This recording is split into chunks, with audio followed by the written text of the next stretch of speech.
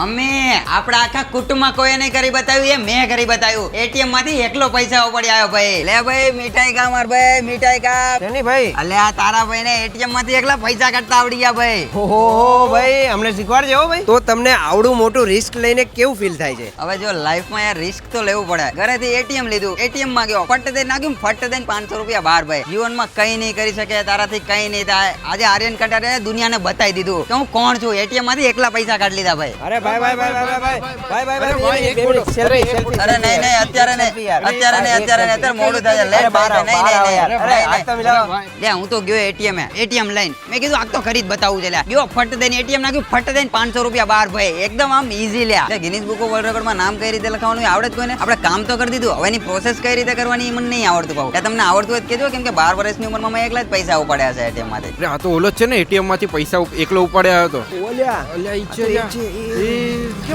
એવું કેમ કરે? ભાગ્યો લ્યા. અરે ઓળખી ગયા લાગે લ્યા આને તો બધા.